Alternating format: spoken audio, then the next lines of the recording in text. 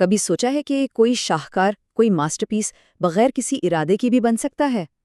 آج ہم ایک ایسی ہی تفسیر قرآن کی کہانی جانیں گے جو لکھی ہی نہیں جانی تھی، لیکن آج لاکھوں لوگوں کے لیے قرآن سمجھنے کا ایک بہت ہی آسان ذریعہ بن چکی ہے۔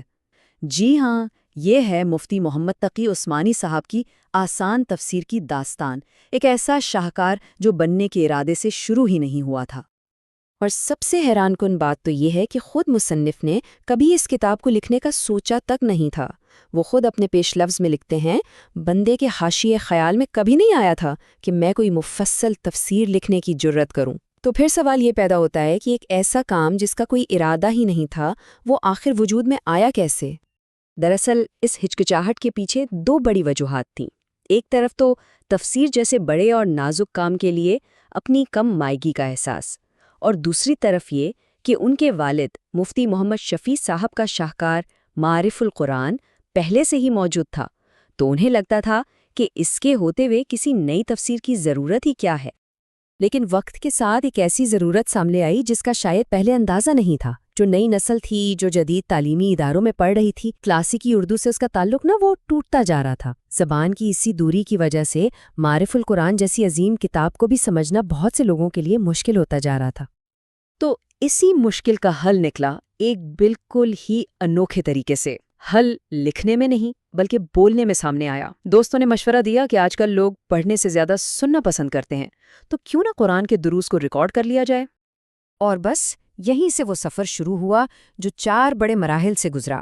سب سے پہلے تو آڈیو لیکچرز یعنی درس قرآن ریکارڈ ہوئے۔ پھر دوستوں نے اتنا اصرار کیا کہ ان آڈیو فائلوں کو لفظ بلفظ لکھا گیا۔ اس کے بعد جو گفتگو کا انداز تھا اسے ایک سنجیدہ، علمی اور کتابی شکل دی گئی۔ اور پھر آیا سب سے اہم مرحلہ۔ مفتی صاحب نے خود اس پورے مسودے کو شروع سے آخر تک پڑھا، اس میں بہت سی بنیادی تبدیلیاں کیں اور کئی حصے تو بالکل نئے سرے سے لکھے۔ چلیں اب ذرا اس تفسیر کے انداز کی ایک چھوٹی سی مثال دیکھتے ہیں۔ سورۃ الفاتحہ، جسے قرآن کا دروازہ کہا جاتا ہے، اس کی تشریح میں ایک بہت ہی بنیادی نکتہ بتایا گیا ہے۔ یہ تفسیر ایک بہت ہی خوبصورت بات بتاتی ہے، کہتی ہے کہ سورۃ الفاتحہ کا جو دل ہے نا، جو اس کا مرکزی محور ہے، وہ یہ آیت ہے، ایاک نعبد و ایاک نستعین، یعنی ہم صرف تیری ہی عبادت کرتے ہیں اور صرف تجھ سے ہی مدد مانگتے ہیں۔ اور اس کی ساخت دیکھیں، کمال کی ہے۔ یہ آیت سورت کے بالکل بیچ میں ہے، 3 آیتیں اس سے پہلے ہیں اور 3 اس کے بعد۔ یہ واقعی اس سورت کا مرکز ہے۔ اچھا، اس آیت میں ایک لفظ ہے عبادت۔ ہم اس کا ترجمہ عام طور پر ورشپ یا پرستش کر دیتے ہیں، لیکن یہ تفسیر اس کے بہت گہرے معنی بتاتی ہے۔ عبادت اصل میں عربی لفظ عبد سے نکلا ہے، جس کا مطلب ہوتا ہے غلام۔ تو اس کا صحیح مفہوم بندگی ہے، یعنی مکمل غلامی، کمپلیٹ سبمیشن۔ تو یہ بندگی آخر ہے کیا؟ تفسیر کہتی ہے کہ یہ صرف ایک چیز نہیں بلکہ 2 بنیادی خیالوں کو ملا کر بنتی ہے۔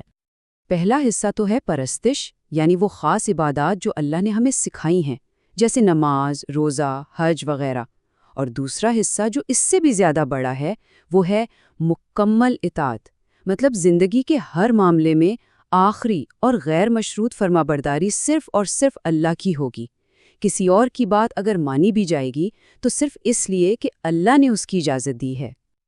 اچھا، یہ جو اتنا بڑا کام ہوا، آواز سے کتاب تک کا سفر، یہ کسی ایک شخص کا کام نہیں تھا۔ اس کے پیچھے ایک پوری ٹیم کی محنت تھی اور کئی لوگوں نے اس میں بہت اہم کردار ادا کیا۔ ان میں سب سے پہلے تو جناب رشید سلیم صاحب تھے، جنہوں نے تو جیسے اس کام کو چھپوانا اپنی زندگی کا مشن ہی بنا لیا تھا۔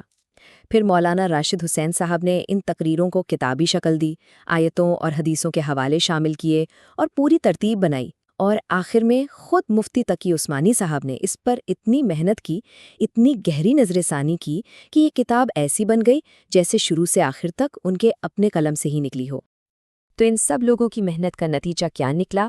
ایک ایسی تفسیر سامنے آئی جس نے اپنے اصل مقصد کو بہترین طریقے سے پورا کیا، یعنی قرآن کے علم کو ہر انسان کے لیے آسان بنانا۔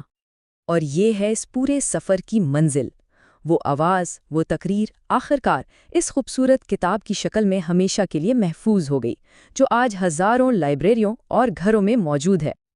اور مزے کی بات یہ ہے کہ یہ کام آج کے دور کی ہر ضرورت کو پورا کرتا ہے۔ اسے کتاب کی شکل میں بھی پڑھا جا سکتا ہے، PDF میں ڈاؤن لوڈ بھی کیا جا سکتا ہے، اور سب سے بڑھ کر اسے بہترین کوالٹی کی MP3 آڈیو میں سنا بھی جا سکتا ہے۔